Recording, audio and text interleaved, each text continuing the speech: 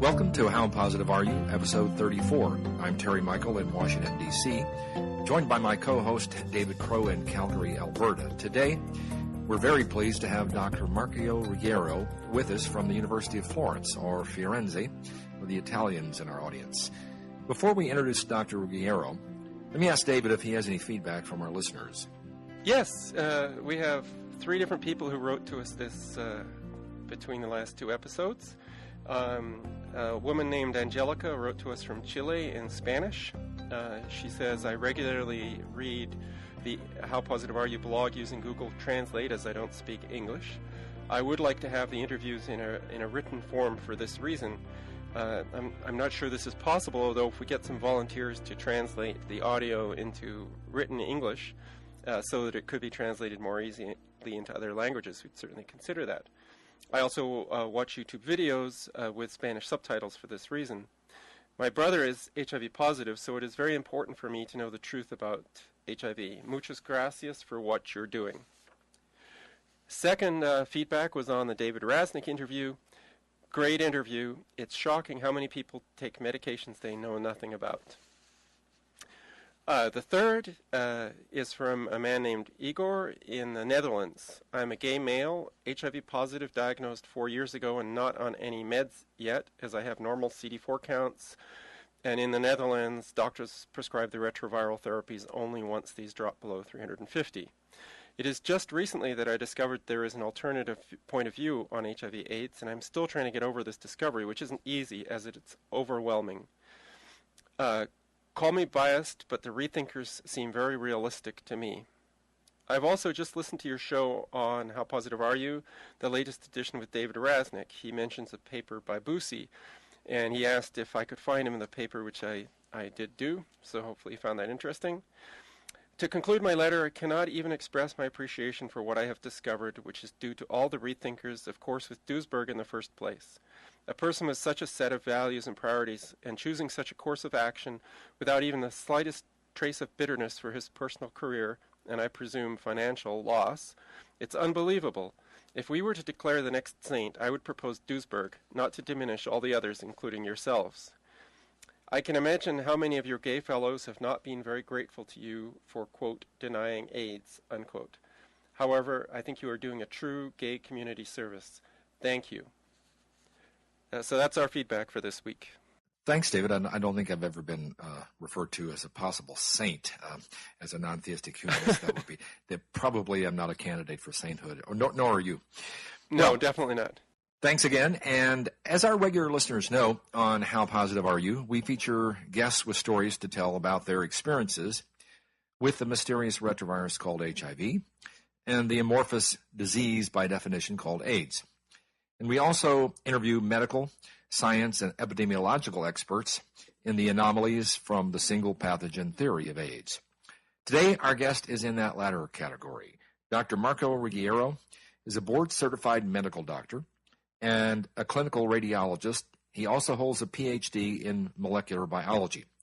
He formerly served as medical officer in the Italian Army and is now a full professor of molecular biology and genetics at the University of Firenze in Italy, where he teaches in the Faculties of Medicine, Sciences, and Engineering. I'm going to let him tell us some of the rest of his biography, including his work for both a pharmaceutical company and at the National Institutes of Health Cancer Institute in the U.S. with Dr. Peter Duesberg some time ago, because they're important in understanding how Dr. Ruggiero became interested in studying HIV and AIDS. Welcome to the show, Dr. Ruggiero. May we call you Marco? Yes, thank you. I appreciate it, and I'm very happy to be here with you. Also, I'm here in Florence, but these are the benefits of the global communication. Well, we're very pleased that you joined us. Let me begin by asking you, just to establish a timeline here, when did you graduate from university, get your PhD and your MD? Okay, I graduated as a medical doctor in 1980 when I was 24. I was one of the first of my course. And then I got my PhD in molecular biology when I came back from the United States. I spent about 7 years in the United States, 2 years in North Carolina at Barrows Wellcome, where I first learned about AZT in 1984. And I had the opportunity to publish a paper with Nobel laureate Sir John Vane Then I moved to the National Cancer Institute in Bethesda, Maryland, and this is where I met Professor Duesberg in 1987. Just by a serendipitous change, we were in the same office. When I came back to Italy, I got my PhD in molecular biology, so this is more or less the time frame. And that was 1987 was the very year that Peter Duesberg published his paper in Cancer, am I correct? Questioning the single pathogen theory. Yep, exactly. And we were all fascinated by his personality. And as a matter of fact, he gave 2 speeches at the NIH at that time. And there were so many people that the main hall was so crowded that people had to stand and be outside of the door. And he gave 2 seminal speeches, once upon oncogenes and cancer, stating that contrary to all belief, and we were also working on oncogenes, that cancer was not due to single mutations of single oncogenes. And then he gave another speech talking about the origin of AIDS, and even that was a kind of a shock for all of us. Please remember that we were working in the same building where Dr. Gallo was working. We were at the 1st floor, and Dr. Gallo was at the 6th floor. And so for all of us it was a shock, but we were all fascinated by him, and that's when I began to become a dissident or a thinker, as you prefer. Well, before you began your questions, David, just one more clarification here. You worked at Burroughs Wellcome, which I believe is now called GlaxoSmithKline, is that correct? I think so, yes. At that time it was a Burroughs Wellcome company in Research Triangle Park in North Carolina. However, I was not working on AZT. I was working on protease inhibitors, but just for a completely different task. We were working on anti-thrombotic drugs. But I got some familiarity with protease inhibitors, and the guys working with AZT were just across the corridor. So we had regular meetings, lab meetings, and so I became acquainted with AZT and HIV in 1984. And AZT and the protease inhibitors are the 2 classes, AZT being, I believe, classed as a DNA chain terminator, a nucleoside inhibitor, is that correct? So in any case, you had familiarity with both types of drugs that are at question today. Yes, exactly. David, your questions. Yes, it sounds like it was when you were working with Peter Duesberg that you started to have the first questions about the HIV/AIDS dogma? Yes, well, as a matter of fact, I was not working with Peter Duesberg. We shared the office because at that time we were so many in that laboratory of cellular molecular biology. Peter was just visiting from San Francisco because he was a close friend of my former boss, Dr. Stu Aronson. And so we didn't work together because at that time I was very orthodox, at least as far as oncogenes were concerned. So I worked on the other side of the barricade. I was working on oncogenes. And Peter also was working on cancer viruses and viral oncogenesis. And at that time, he wasn't working experimentally on AIDS, but he began to formulate these ideas that HIV could not be the cause of AIDS. And so he shared his opinions with us in the office. I mean, we were working side by side 8 hours a day, so it was inevitable for us to communicate and to share ideas on cancer, on AIDS, and other things too. We should note that Dr. Robert Gallo at that time, from I guess the early mid-1970s until he came up with this theory that one of the retroviruses he had been studying caused AIDS, he had been trying to link retroviruses to cancer without much success. Right. And then, of course, Peter Duesberg was working on the same thing. So that's the timeline for how Gallo began, along with Luc Montagnier at the Pasteur Institute in Paris, was theorizing from the retroviruses they could not make cause cancer, that somehow these retroviruses might be causing AIDS. Go ahead. And David, do you want to continue with that? Yeah, I was just wondering what were some of the things that eventually made you start to question the connection between HIV and AIDS and other aspects of the dogma? Well, basically it was the logic behind Peter Duesberg argumentation ideas, because his logic was so stringent, and as it is today, that it cannot be denied. And as a matter of fact, as you correctly said, the HTVL3, as HIV was called before Gallo and Montagnier, they reached an agreement, was the third of a family of retroviruses, HTLV1, that stands for human T-cell leukemia virus 1 and 2, were supposed to cause cancer, but they never proved to be so. And as a matter of fact, as of today, there are no cancers caused by those two viruses. And so Robert Gallo was looking for a virus causing some disease, and this is understandable. If you work on retroviruses, you want to end up with a virus, to find a virus that causes some disease, hopefully to defeat that disease. So when the HTLV3 came out, we all doubted that it causes such a multifaceted syndrome as AIDS. And as a matter of fact, the logic behind Peter Duesberg reasoning was always convincing, as it is still today. Now today we have experimental approaches demonstrating that it is the immune system deficiency that causes a chronic HIV infection and not vice versa. At that time we didn't have that demonstration, but they didn't have either the other demonstration, the other way around. In other words, there was simply an association between what we call signs of HIV infection and AIDS. The association remains, but in order to establish whether is this a cause and effect relationship, or rather just a simple association type of relationship, then it took about 20-some years. And now we are demonstrating that it is a reverse cause and effect relationship. In other words, it is the immune deficiency that causes chronic HIV infection and not vice versa. By the way, this is the exact meaning of the words of Professor Montagnier, who spoke in the House of Number and in many other occasions. Let's go right to that specific question of HIV, standing for human immunodeficiency virus, which is what the French and the U.S. governments decided to call it.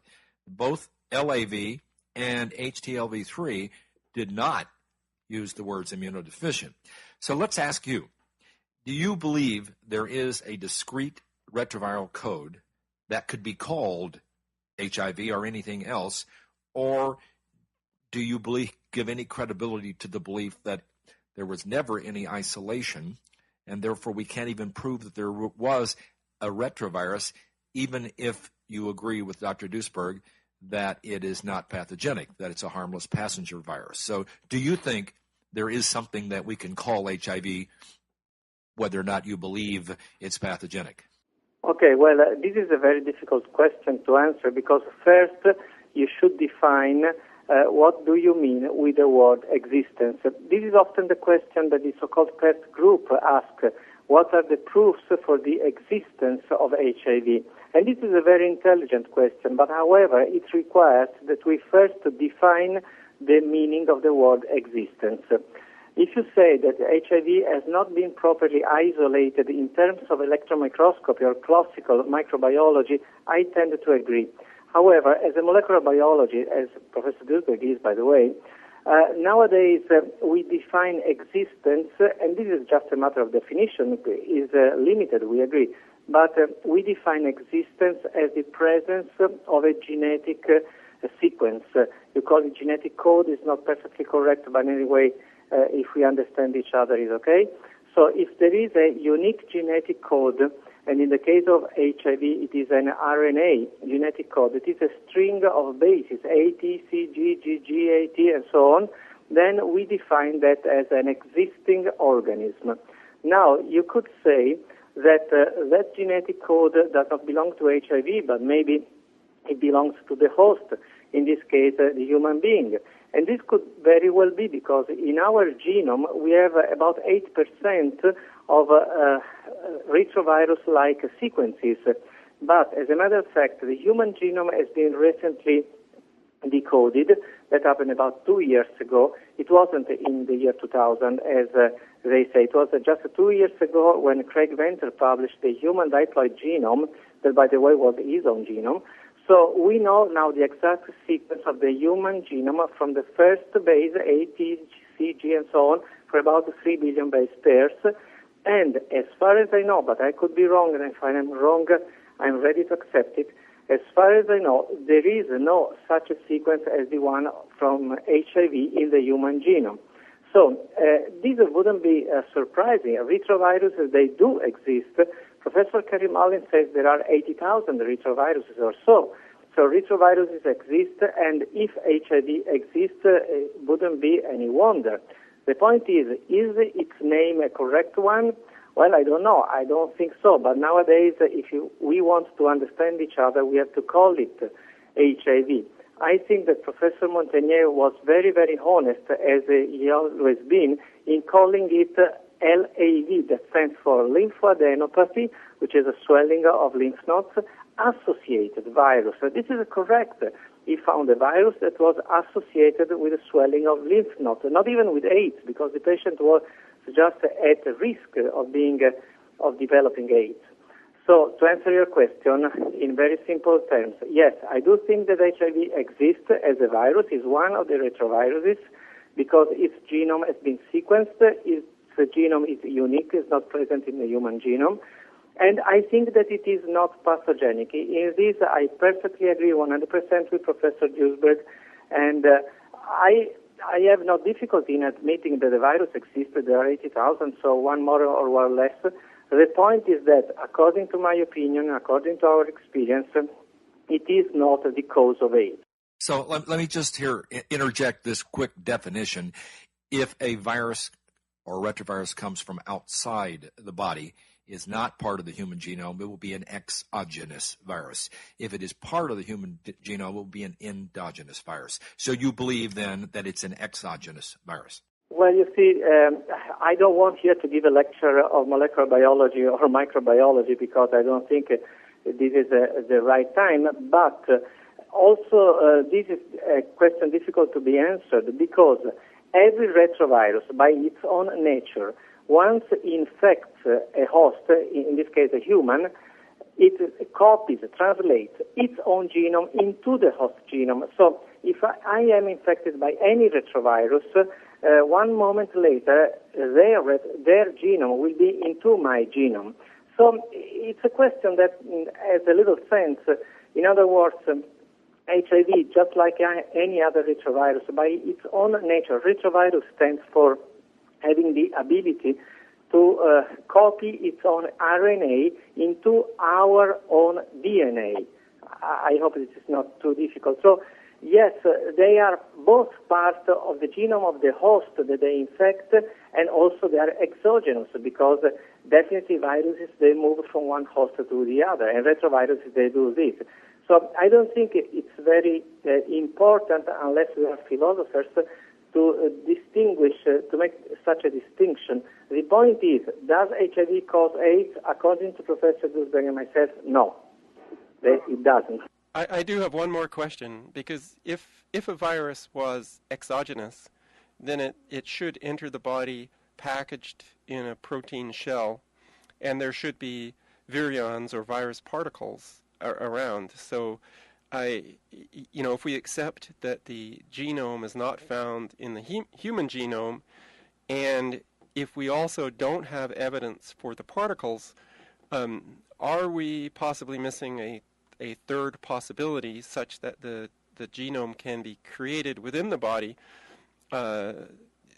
not part of the human genome, not exogenous, but created through perhaps some disease process or something like that? Is that possible? Not to my knowledge, and even though I'm not a virologist, I don't think that this is possible, or at least that this mechanism has never been observed for any other virus. What I think then, what happens with many, many viruses is that if the virus integrates, as we say, in the host genome and then remains there without harming the host too much, it can stay even forever, and who cares? It doesn't cause any harm to the cells. And even if when it reproduces, when it duplicates, you don't see viral particles, as we don't see them, that's true. But also, it is also because we are not looking for them, by the way. Then this would be a behavior quite similar to many, many, many other retroviruses, or as a matter of fact, most retroviruses, if not all of them, are non-pathogenic.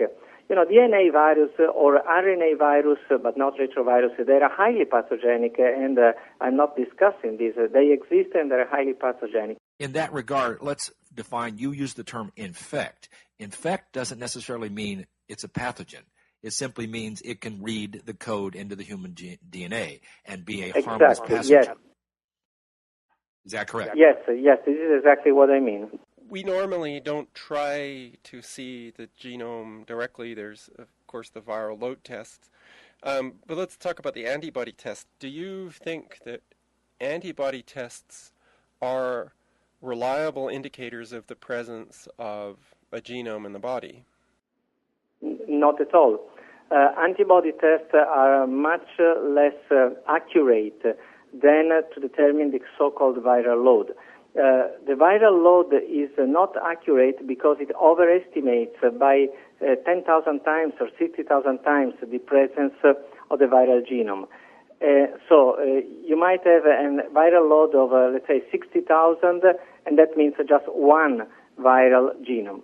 But antibodies are much even worse because there are cross-reactions, and these are well known, well assessed.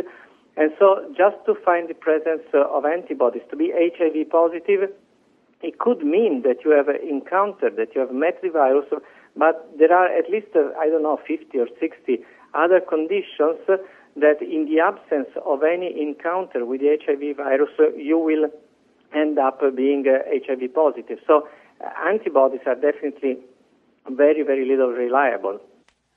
And you said that the viral load test overestimates the amount of the virus. You don't think it's pathogenic. Are you aware? One thing I've never been able to find is surveys of the antibody negative population looking for viral load. Are you aware of any such surveys? No, I'm not aware, and of course this is what is called a tautology, because if you are HIV negative, you do not undergo a viral load test Right. by definition. So we don't know. This is a study that could be done, but I'm not aware of any study in this sense.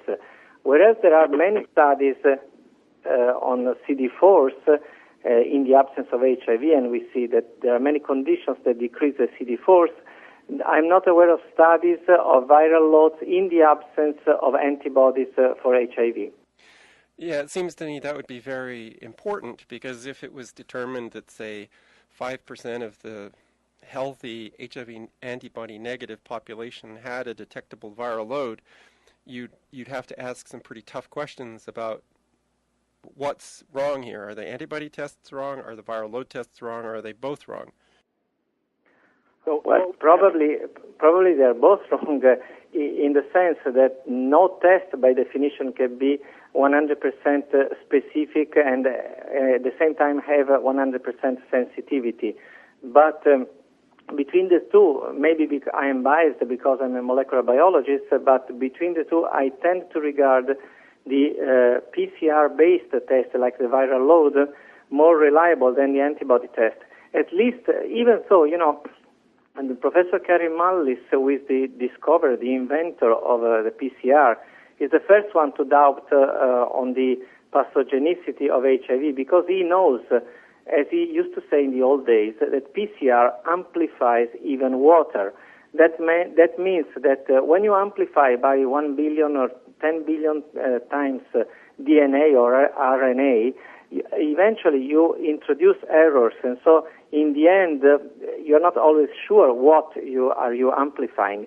And then even that is quite arbitrary, because lay people think that is amplification of the virus. This is not true. Is amplification of one small part of the viral genome that is surrounded by nucleotide sequences that are called primers, and those are extremely arbitrary. So you choose which sequences you want to amplify. And so this is arbitrary, and therefore it introduces even another variable. This one bit of clarification here. So you can have a retrovirus infecting a human being, producing antibodies, and that retrovirus still is not pathogenic. Those conditions could all be present, correct? Yes, yes. And this is, by the way, the rule for the majority of retroviruses. Most retroviruses, they do like this. We are infected by thousands of retroviruses in every single moment, in this moment here in Florence or in New York City, and those retroviruses, they copy their RNA into our cDNA, but we are not suffering any disease because of those. So you are perfectly correct, and this is extremely common. This is the rule. And that's what Duesberg means by it is a harmless passenger virus. It just sort of hitches a ride on our DNA, but doesn't cause any disease. David. Exactly. Yes. So let's move on to AIDS drugs. I wasn't aware that you had worked with protease inhibitors. What is your opinion about the drugs that are used for AIDS, particularly the nucleoside analog family and the protease inhibitor family? Well, I think that my opinion is useless. I think that the opinion of the FDA and the U.S. government is more important than mine, and it reads quite clearly. It is written in plain English or in plain Spanish, if you prefer. This medicine does not cure or prevent HIV infection or AIDS, and does not decrease the possibility to transmit to other people. These exact words are written for AZT, for nevirapine, for all the combination antiretroviral drugs. And so it is kind of a funny disclaimer, because the FDA it clearly states that those drugs, they do not cure HIV infection or AIDS, and they write these in plain letters. So just go to the FDA website or the U.S. government drug information website, and you will find those words. And so it is quite clear that they do not cure any disease, but it is also clear that as with any other drug, they have very severe side effects. And we remember that they were first developed as cancer chemotherapeutic drugs, and they have very heavy side effects. They cause a fatal multi-organ failure, liver failure, bone marrow failure, kidney failure. And so you have here drugs that are not supposed to cure the disease for which they are prescribed, but they do have toxic side effects. We all know that about 2 years ago, the state of California listed AZT among chemicals known to the state to cause cancer. So I think it's quite simple. Here you have a drug that does not cure the disease for which it is prescribed, that it has very heavy and toxic side effects, then you choose. Let me ask you this then. Let's say you have a disease in your body. Let's say you have some bacteria from a pneumonia kind of bacteria, or let's say you have a fungal infection. Would these drugs attack those bacteria, those fungi, as well as attacking healthy cells? Yes, probably they will. I mean, these studies have not been pushed in detail, but all these drugs, they are very strong antimicrobial or antibacterial or antifungine drugs, because these drugs, they work on the basic mechanism of cell metabolism and cell duplication. They don't make a big difference between an eukaryotic cell or a eukaryotic are our cells, or a bacterial cell, because they just block the replication of DNA. And so they're powerful antimicrobial. And therefore, it is no wonder that if you have a severe pneumonia from fungi or from bacteria, those drugs will help. But as a matter of fact, if you have a pneumonia and you take a powerful chemotherapeutic agent used against cancer, that also will help. The point is that it has enormous side effects. So if I have a pneumonia, I prefer to take a regular antibiotic rather than an anti-tumor drug. So what we're doing with these nucleoside inhibitors, what we're doing with these protease inhibitors, we're in effect trying to kill a bug with a nuclear weapon, whereas we have other weapons to use against those bugs. Is that not correct? Yes, this is correct. And as a matter of fact, a friend of ours, Dr. Klaus Köhnlein, who is a bona fide rethinker or dissident, he is not ashamed to say that sometimes he used those antiretroviral drugs to cure extensive fungal pneumonia. And this is not because he became an heretic rethinker, but simply because those drugs, in some cases, they work. They are called antiretrovirals because they were studied in that respect, but as a matter of fact, they are antimicrobial. And, they are just part of the tools of the drugs that a physician has to fight this or that infectious disease. They are very difficult to handle because they have powerful side effects, and definitely it is very risky to take them for all your life, especially in the absence of symptoms. Yes, one thing I wanted to mention, I like to quote this, one of the most astonishing things in the Retrovir product monograph, and Retrovir is another name for AZT, it was often difficult to distinguish adverse events possibly associated with administration of Retrovir, AZT, from underlying signs of HIV disease or intercurrent illnesses. So the manufacturer themselves not only says that it can't cure AIDS, but it can actually cause the symptoms of AIDS. In summary, then, what we have here is a non-pathogenic retrovirus being attacked almost nuclear weapon fashion by drugs that have incredibly adverse effects on the human body that then produce symptoms that you could call immune deficiency symptoms. In other words, it's what Peter Duesberg said, it's AIDS by prescription, correct? Yes, I tend to agree, and in general terms, there are instances where this kind of drugs like, arsenium or cyanide can be useful, but most of the times they are poisons. I'd like to move on to an interesting paper that you wrote, and there's two aspects about this paper that are interesting. First, the title, AIDS Denialism at the Ministry of Health, and this is the Italian Ministry of Health. And the second is the circumstances surrounding the publication and subsequent withdrawal of the paper. But maybe we can first start by having you explain, what do you mean by AIDS denialism at the Italian Ministry of Health? Well, that was a very provocative title that actually succeeded in its goal because it had the editor-in-chief fired and the paper withdrawn and a clamor for about 1 year about this paper. So if I wish to be provocative, I succeeded.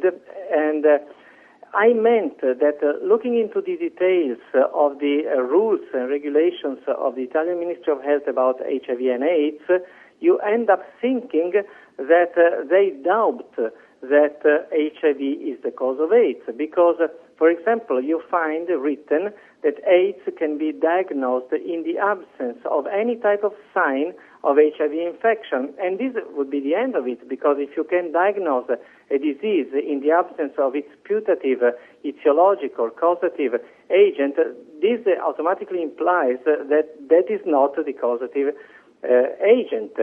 And so on. And for example, AIDS is not listed among relevant or epidemiologically important diseases. And there is not as yet a registry of new HIV infection, as if nobody was interested in HIV infections, whereas there is a registry of AIDS cases. So there were so many incoherent or inconsistent things in the laws and regulations that made us thinking that either they were not 100% convinced about this, or maybe they made so many mistakes that we had to point them out. For example, if you go, and if you still go, because that was about 2 years ago, but they did not amend, they did not change that web page. Let's say you are a young guy, young layman, you don't know anything about HIV or AIDS, as my kids do. They don't. And you go to the web page of the Ministry of Health. And so you have a web page entitled To Know HIV and AIDS. So you expect that somebody tells you which is the cause of AIDS. Then you find a description, simple but accurate, of HIV. You find a description of how HIV is transmitted, and that's simple and accurate. Then you find a description of AIDS. Nowhere in that page you will ever find those words. AIDS, it is caused by HIV, or vice versa. HIV is the cause of AIDS. So they describe the two things, implying, but you're not supposed to imply anything, implying that one is the cause of the other, and you don't know which is the cause of what. So as of today, they have, let's say, a very cautious approach maybe because they want to avoid the nocebo effect, and if they do this, they are right, or maybe because they are not 100% convinced of the dogma. Whatever the case, if you look at the rules and regulations of the Ministry of Health with the eyes of a Danielist or a dissident, you find that it appears that they agree with you. Your view here almost is something akin to heresy in the mainstream HIV equals AIDS community. In the United States, people like Peter Duesberg were shunned by his colleagues for his heresy, his almost Galileo-style heresy. In Italy, in the scientific community, in the molecular biology community, are you shunned for giving this alternative view? Not at all. Not at all, for 2 or 3 reasons. And the main reason probably is that AIDS is no problem in Italy.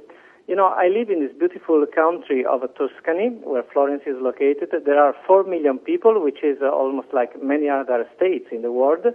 And out of 4 million people, about 2 years ago, the latest statistics told us that 2 people died of AIDS per year of diagnosis, and the year before 7 people. So you see, many more people die just crossing the street. So it is a known problem, AIDS, for most part of Italy, and unfortunately, regrettably, it is limited, as it was 25 years ago, to the so-called risk groups, that is, drug addicts, intravenous drug addicts, and some subgroups of male homosexuals. So, first of all, there is not such an interest about AIDS. Therefore, I'm not saying that we are discussing about the sex of angels, which is an Italian way of saying something completely useless, but I don't know if you have a similar saying, but anyway, there is not such a hype about AIDS or HIV. For example, there is never any advertisement about the use of condoms. And this is not because of the Pope of the Catholic Church, simply because there is no market. So nowhere in the TV or in the Internet, young guys are exposed to these advertisements about safe sex or using condoms. And as a matter of fact, they don't practice safe sex at all. And I can tell you this by experience, having looked at my 2 kids, by the way. Italian television, like a lot of European television, is kind of notorious for its sexuality. There's lots of scantily clad women, or if they're even clad at all, much more so than in North America. Well, not only that, but your prime minister is a little bit notorious for his sexuality. Well, you know, I've not been shunned for saying that HIV is not the cause of AIDS, and I don't want to be shunned for other reasons too, okay? So I won't comment on this last thing. But anyway, we will not get into the prime minister, right? We are very lucky to have a very free sexuality, and all TVs, both public and private, they sport young women and young men also, almost naked, and okay, that's true, perfectly true, and we enjoy it, and I wouldn't change for more reiterate customs. And our puritanical American and Canadian attitudes towards sex are probably at the root of why in the United States and Canada we still promote this idea that this dangerous sexually transmitted theoretical retrovirus is going to end up in death. Sex and death, if you think about human beings, 2 of the things that really, with which we are in our self-awareness, we're always thinking about, sex and death would come up pretty high on the list. And I think as somebody as a gay man in Washington, D.C., who has watched this unfold for over 3 decades, I think part of the problem here is our puritanical view about sex. And we were able to somehow put together both the left and the right in America here to attack this evil theoretical pathogen as a way of attacking sexuality, almost. Well, I think so. I tend to agree, even though I'm not so much accustomed with the American habits. But anyway, just to give you an example, we had a recent survey of teenager behavior here in the region of Tuscany. This survey was very well conducted, and we shall present those data at the next conference on AIDS and retroviruses.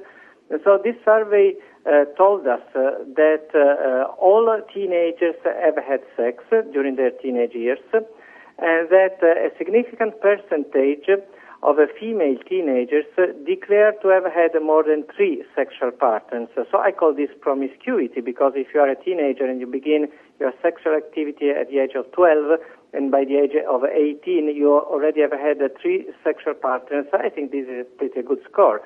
But the important thing is that among female teenagers who declared to have had more than 3 sexual partners, the majority did not use condoms, for the very simple reason that having decided to have sex, they took the pill, very simply. And so they did not use condoms. So here we have a risky sexual behavior according to your standards, because many partners are very young, no condoms, and as a result, no AIDS. AIDS is almost non-existent among teenagers, and the mean age for AIDS is about 44 or 45. So since not even the most orthodox will envisage a 35 or 30 years lag between infection and the appearance of AIDS, simply those numbers, they don't fit. Because here, teenagers, they have a very strong and promiscuous and risky sexual activity. And as a matter of fact, sexually transmitted diseases are high, are rampant, because other diseases, they are true. But nevertheless, there is no AIDS among teenagers. Are you talking about heterosexual teenagers as opposed to gay teenagers? Yes, the survey was conducted among heterosexual teenagers. I'm not aware of a survey about homosexual teenagers. And that brings up a good question. How can a retrovirus possibly figure out whether you're gay or you're straight? Well, it doesn't, of course. I mean, the answer to this question is very simple. The retrovirus doesn't know anything about your sexual attitude, and if it is sexually transmitted, and it is not, because we are all aware of all the studies on the serodiscordant couples. Here we have people who are seropositive, HIV positive for 20 years without knowing it, or maybe knowing it, and practicing unprotected sex with their partners, both heterosexual or homosexual, doesn't make any difference, and the partner remains always HIV negative. So there are so many studies, so many examples from daily life that it's useless to quote them. I was just trying to be provocative there, because obviously the virus can't tell sexual orientation any more than a virus can tell whether you're African or whether you're Caucasian, whether you're white or whether you're black. But the risk groups continue to be gay males and intravenous drug users. We've never had a heterosexual epidemic of AIDS in the United States or in Western Europe, yet we claim there is a heterosexual epidemic of AIDS in Africa. Sounds like racism and homophobia to me. I have a question regarding I know that IV drug use is a significant problem in Italy. I know in many places female drug users turn to prostitution, and I guess some males as well, because you have limited career opportunities if you're addicted to, say, heroin or something. Is that true in Italy, that many female drug users would be prostitutes? Yes, regrettably, yes, that's true. And I don't know which is the cause or which is the effect, whether you become a drug addict because you're a prostitute, but most of the times it's the other way around. That is, in order to collect money to do your drugs, they prostitute themselves. So regrettably, this is very true. And most prostitutes are also drug addicts, and you can see them from the signs in their arms. Right. And this is a very ugly thing, but it is true. So they should, if it was sexually transmitted, just like in America, prostitutes should, they should be a risk group, and secondly, they should be driving HIV and AIDS into the general population at relatively high levels, starting with the men who use their services, and that's not happening. No, not at all. And we could make many jokes, as we did before, about this, but all our politicians are in perfect good health, and yes, in Italy, as all over Europe, I think, but I know the data about Italy. I'm sure about those data. AIDS is still confined to the two risk groups. Let's say that the ratio is 1 out of 100,000 in a heterosexual population, 10 out of 100,000 in a homosexual population, and 500 out of 100,000 in the IVU, the intravenous drug users. So here in Italy, most AIDS cases, they belong to the category of intravenous drug users. And female AIDS cases also belong to that category, regardless of whether they're prostitutes or good wives.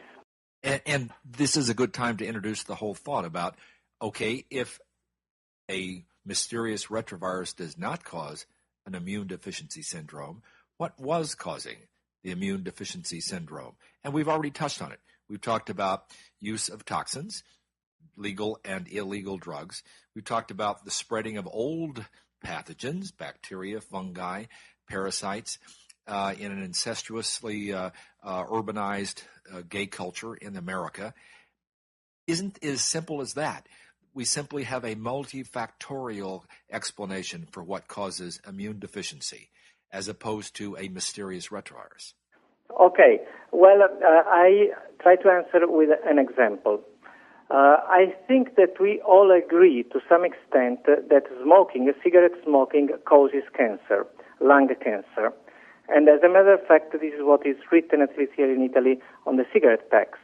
At the end of the year, in Italy, every year, 26,000 people die of lung cancer. 22,000 of them were heavy smokers. 4,000 were non-smokers, not even exposed to passive smoking, not living in polluted areas. So if I ask you, what is the cause of lung cancer?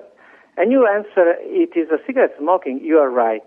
But then you go and tell to those 4,000 people who die every year that they never smoke, and nevertheless they got lung cancer. The point is that cancer occurs, and smoking increases the probability that cancer occurs, but not smoking does not decrease the probability to zero. So I could answer the same way. The immune system is a very complicated one. And drugs, heavy drugs, of course, they destroy it. And so in that case, it is easy to see or to say which was the cause for immune deficiency. Just like in the heavy smoker, it was easy to demonstrate or to say that his lung cancer was due to heavy smoking. But for the non-smoker, just like for the regular girl who has never had two promiscuous sex and nevertheless she has AIDS, the answer simply is we don't know, because biological processes, they are not perfect, they cannot be perfect, and sometimes complex systems, just like the immune system or just like the DNA mutation in cancer, they go wrong. And so the immune system can go wrong for a variety of reasons. We know some of them. We know about poppers, we know about strange sexual habits, we know about drugs, but there are many more causes that we don't know and we will never know, that nevertheless will impair the immune system. Just like we don't know why do 4,000 people die every year of lung cancer even though they never smoked. And the answer is simply because cancer occurs and immune deficiency occurs, period. We have to accept that we shall never know all the causes and effects of all diseases. And this is true for most diseases. It is not only limited to AIDS, by the way. Another thing we can take from that example, I mean, the massive number of lung cancer cases compared to the tiny number of AIDS cases in Italy. I'd like to turn, if we could, to another aspect of the paper. It was accepted for publication. AIDS denialism at the Ministry of Health was accepted for publication in the journal Medical Hypotheses in 2009, and it was posted on the website. But then it was withdrawn. So can you tell us about what happened? Okay, well, some parts of the stories, they are known. Other parts are just inferred. But as a matter of fact, we published that paper in, I think, July 2009. And Peter Duesberg congratulated with us for this success.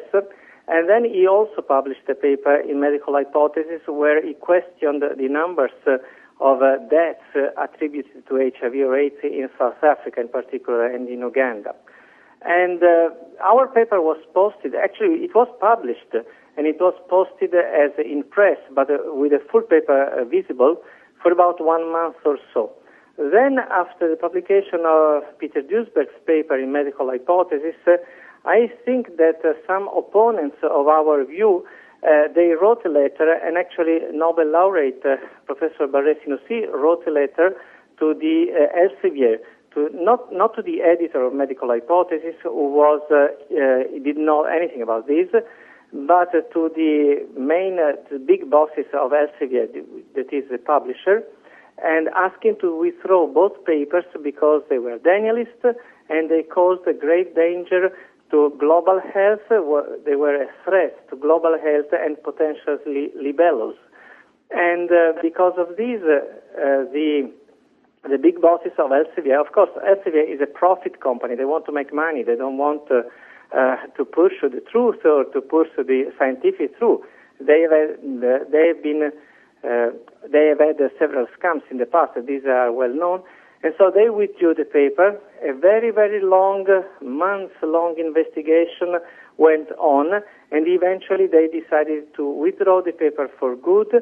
They fired the editor-in-chief, Professor Bruce Charlton, an extraordinary person, truly an exquisite gentleman, a great scientist, who, since he didn't want to renounce, he didn't want to change his mind about those papers and the direction of medical hypothesis in general. He was not forced to resign. He was fired, brutally fired, and we have to laud his consistency.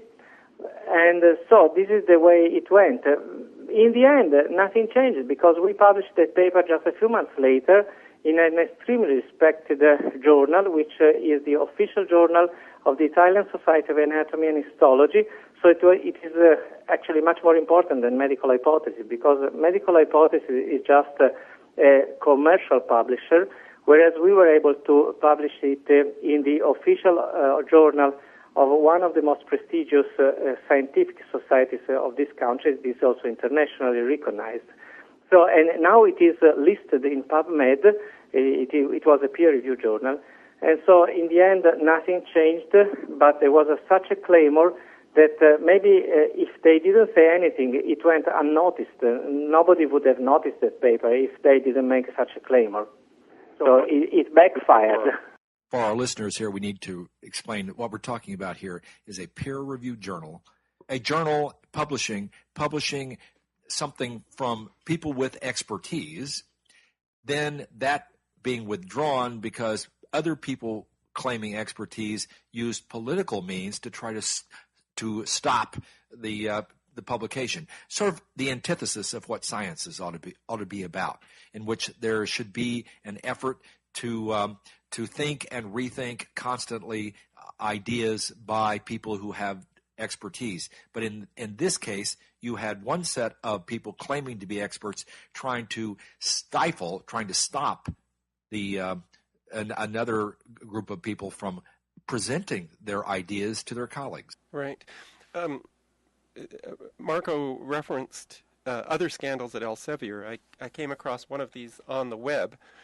Merck and Elsevier created a journal called the Australasian Journal of Bone and Joint Medicine. Sounds very scientific, but the purpose of this journal was to publish articles that would make Merck products look good. And of course, when this came out, it backfired when everybody realized that it was just a marketing venue. But it's pretty ironic that for Elsevier to claim that they're somehow ethical in removing papers that they think are dangerous to public health when they seem to be for hire by drug companies. And in fact, maybe the fact that they're so closely related to the drug companies is one of the reasons why they felt the need to withdraw the papers. Well, this could very well be, and that's their problem. It's not our problem, because we have our paper published in this prestigious, peer-reviewed, PubMed indexed official journal of the prestigious scientific society, so we don't care about their commercial problems. Our paper is there, everybody can read it, and the information has been disseminated. So we won't publish any longer with Elsevier, that's for sure. And as a matter of fact, now we publish with German publishers that are much more open-minded than U.S.-based publisher. Even so, Elsevier, I don't know whether it is based in the U.S. or U.K. I think UK is just a branch. It's the 51st state, I think. It seems to be very, very close to the United States in every way, whether it comes to wars in the Middle East or medicine. There's an extraordinarily close relationship between those two countries. As we move near the end of our hour, let me ask you, Marco, the difference between scientific research in the United States and in Italy. Here we have a problem of the government funding research and almost demanding that anybody who gets a grant agree with the people handing out the money. We also have the problem of drug companies funding research. What kind of climate do you have in Italy with regard to scientific research that gets away from these problems of drug companies and governments determining outcomes? Well, we could joke a lot about this, and as a matter of fact, since we have little money, we don't have companies, and the government is busy with completely different things, then nobody cares, as a matter of fact, and we have total freedom.